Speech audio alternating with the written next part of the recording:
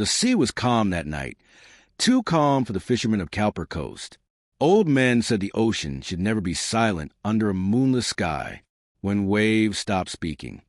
Something beneath them has started listening. Arjun felt it before he saw it.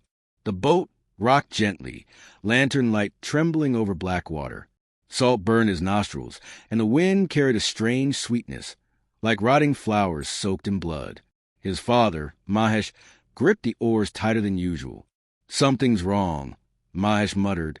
"We shouldn't have come this far." Arjun laughed nervously. "You always say that." But even as he spoke, his eyes drifted to the water. For a moment, just a moment, he thought he saw movement beneath the surface. Not fish, not waves. Hair, long black, floating like spilled ink. The lantern flickered. Then came the song. It didn't arrive through the ears alone. It slipped into the chest, wrapped around the heart, and squeezed. A woman's voice, soft, aching, beautiful beyond reason. It carried sorrow and promise in equal measure. Mahesh froze. "No," he whispered. "Row back. Don't listen." But Arjun's hands had gone slack. His mind filled with images that weren't his own.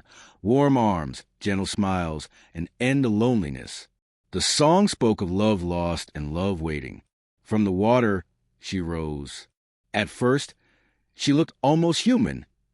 Upper body of a woman. Skin pale as moonlight, eyes closed as if in prayer. Her hair clung to her like wet silk. But below the waist, the truth shimmered into view, a massive tail of dark green scales, sharp-edged and scarred, ending in a fin that looked more like a blade than flesh. Her eyes opened, red, not glowing, burning. Mahesh screamed. The oar slipped from his hands. The boat lurched. "Don't look at her," he shouted. Too late. The mermaid smiled. It wasn't wide. It wasn't cruel.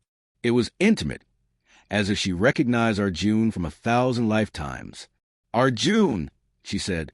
His name, spoken in her voice, felt like a caress and a curse. Mahesh grabbed his son's arm. "She lies. Don't answer." The mermaid tilted her head. Water dripped from her chin like slow tears.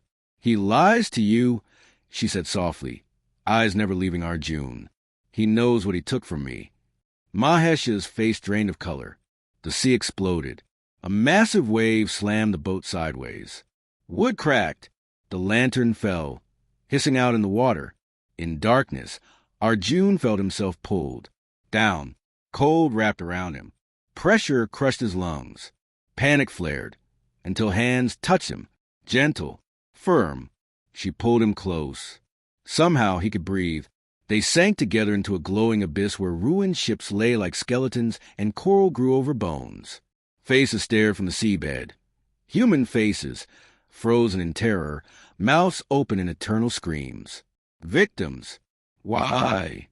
Arjun tried to say, but the word formed in his mind instead. Her answer echoed inside his skull. Because they promised me love and fed me betrayal. Images flooded him. Centuries ago, she had been human, Mira, daughter of a coastal healer. She loved a fisherman who swore to marry her. On the night of the new moon, he led her to the rocks and offered her to the sea gods in exchange for safe voyages. She didn't die. She transformed. The ocean accepted her, but twisted her grief into hunger. "Every man of this bloodline," she whispered, "belongs to me." Arjun saw his father in the vision, younger, terrified, making the same bargain. "You took her son," Arjun thought. "Why spare me?" Her fingers brushed his cheek. "Because you are different. You looked at me and didn't see a monster." Her tail coiled around him. Above, the surface rippled violently. A muffled scream echoed, Mahesh's final breath stolen by the sea. The mermaid pulled Arjun deeper, into a cavern where ancient symbols glowed on stone walls. Bones hung like decorations. At the center lay a broken trident, rusted and cracked. "My curse binds me to this water," she said. "But you can free me." Fear surged. How? By staying. The truth hit him harder than the ocean's pressure. She didn't want his death. She wanted his life. Days passed, or hours. Time meant nothing below. She brought him air and bubbles, fed him strange glowing fruits from coral gardens. Each night, she sang, and each night his memories of the surface blurred. But something else grew stronger. The guilt. Faces haunted him. Children waiting on shores. Mothers praying. One night, Arjun noticed something new. Her reflection. In the water, she appeared monstrous. Skin cracked, eyes hollow, mouth filled with jagged teeth. The beauty was an illusion sustained by will. "You're dying," he realized. She laughed bitterly. "I have been dying for 300 years.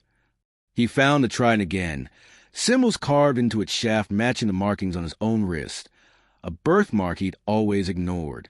"The curse needs an anchor," she said, "a willing heart."